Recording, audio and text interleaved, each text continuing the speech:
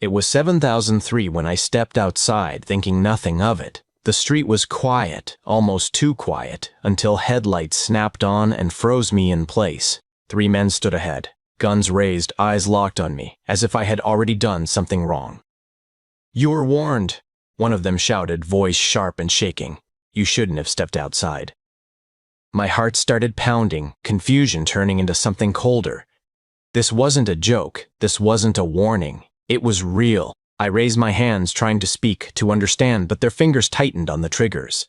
The air felt heavy, like something irreversible had already been set in motion. I thought they were bluffing until the first shot was fired.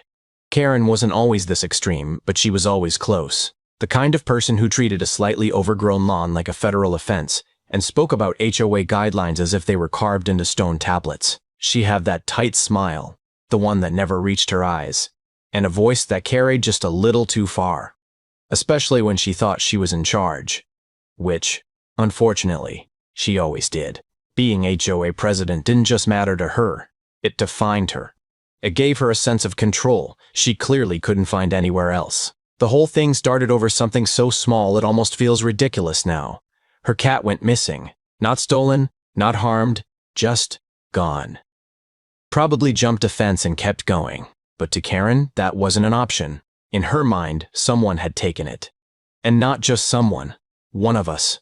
That's when the shift happened. Accusations turned into speeches, speeches turned into warnings, and suddenly she was talking about threats, about safety, about enemies hiding behind friendly faces. It would have been laughable if it hadn't felt so serious. Because once Karen decided something was true, she didn't question it. She enforced it. At first, it looked like one of Karen's usual overreactions, something people would roll their eyes at and ignore until it faded. But this time, instead of calming down, she doubled down. Within days, she had assembled what she proudly called an HOA enforcement unit. It would have been laughable if it weren't so unsettling. A handful of grown men, the kind who always hovered just outside real authority, suddenly walking around with stiff posture, cheap badges clipped to their shirts, and uniforms that didn't quite match but tried hard enough to feel official. Some even carried weapons, not with confidence, but with the nervous energy of people who had something to prove. They started patrolling the streets as they owned them, stopping people for small things, asking questions no one was obligated to answer. And Karen followed behind them like a commander inspecting her troops, watching, correcting, approving. You could see it in her face. This wasn't about a missing cat anymore. This was about control. Total, unquestioned control. Then came the rule that changed everything. A strict 7 p.m. curfew. No exceptions. No walking, no stepping outside, no movement at all. She framed it as protection, as if danger was lurking just beyond our front doors, waiting for the exact moment we slipped up. And if anyone ignored it, her enforcers would handle the situation. At first, people laughed. Then they argued. Then they started locking their doors earlier than usual, because something about the way those men walked around, hands resting just a little too comfortably near their weapons, made it clear this wasn't just talk. Most of us thought it was a joke until they started enforcing it. The next HOA meeting felt different the moment I walked in. The room wasn't just full. It was charged, like everyone had been holding something in and finally reached their limit. People spoke up almost immediately, voices overlapping, frustration spilling out in ways I hadn't seen before.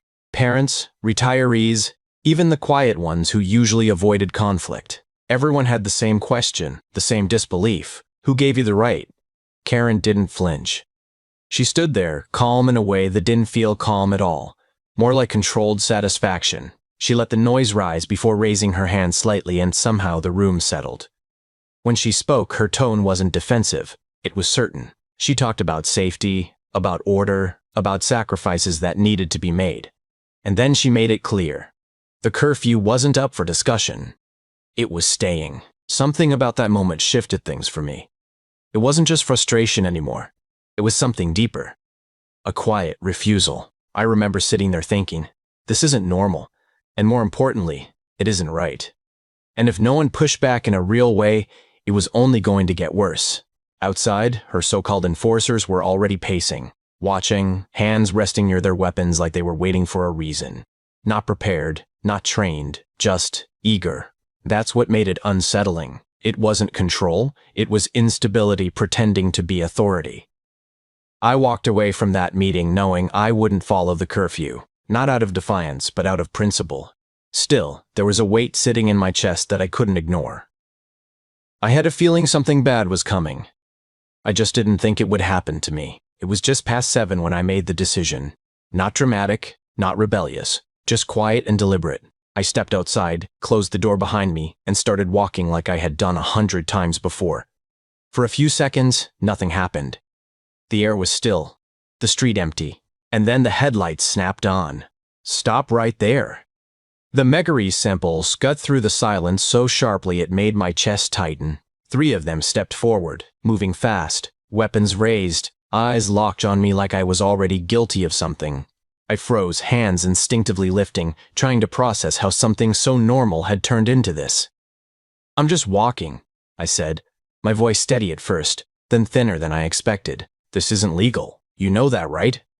They didn't answer, not really. One of them kept repeating the same line, as he'd memorized it but didn't fully understand it. Another kept glancing at the others, unsure, shifting his grip on the weapon like it didn't belong in his hands. Then, everything tilted. A loud crack split the air, so sudden it didn't even register as a gunshot at first. Then the pain hit, sharp, immediate, tearing through my foot and dropping me to the ground before I could even react. My breath disappeared, replaced by a wave of shock that made everything blur at the edges. "What did you do?" one of them shouted, panic breaking through the act. Tyron said. The shooter stammered, his voice shaking now, the authority completely gone. That's when it hit me. This wasn't control. This wasn't enforcement. This was chaos wearing a badge. Lights flicked on in nearby houses. Doors opened. Voices carried across the street. Someone yelled to call for help. The men stepped back, their confidence collapsing in real time, looking at each other like they were waking up from something they couldn't undo. And then, in the distance, the sound of sirens began to rise.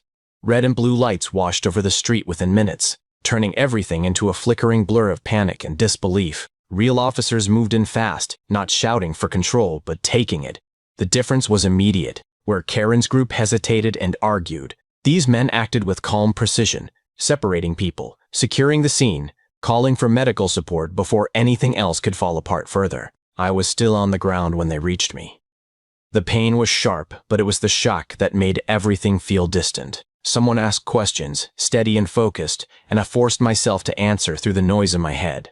What happened? Who did this? Why? And for the first time, I wasn't alone in trying to explain it.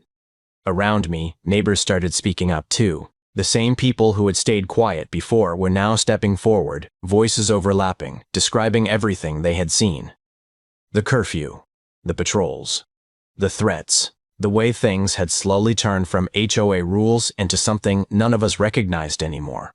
And then Karen appeared. She walked out onto her porch like she was still in control of something, holding onto her presence like it meant authority. Her voice carried immediately, sharp and offended, cutting through the chaos. She said this was her jurisdiction, that everyone needed to stand down, that the officers were trespassing, but no one was listening anymore. One of the detectives turned toward her, calm and unmoved, and simply said, "You're not in charge here." That was the moment everything shifted. Karen tried to keep speaking, louder now, insisting, demanding, redefining reality in real time. But her words kept breaking against something stronger. The facts, the witnesses, the injury, the fear in the neighborhood had finally turned into resolve. She didn't get to finish her sentence. The cuffs came out mid-rant, and for the first time, her voice stopped working. The court case moved faster than anyone expected, but no one was surprised by the outcome. Evidence stacked up, too cleanly, too brutally to be denied. Witness statements, recordings, and medical reports, all painting the same picture of a neighborhood that had been pushed far beyond control by someone who believed authority was something you could simply declare. Karen sat through most of it expressionless, as if she still expected the room to eventually agree with her version of reality. It didn't. When the sentence was finally read, it landed like a final door closing. Years behind bars, restitution, and permanent removal from any position of authority connected to the HOA. The enforcers didn't fare any better. Each one faced consequences they clearly never believed would come when they first put on those fake badges and started walking the streets as they owned them. Outside the courtroom, everything felt quieter. Not peaceful exactly, but lighter in a way that only comes after pressure finally breaks. People didn't celebrate loudly. They just stood there, processing what had happened, what it had taken to reach this point. I kept thinking about how it all started. A missing cat. A few accusations. A rule that sounded ridiculous until it wasn't. All this, over something so small.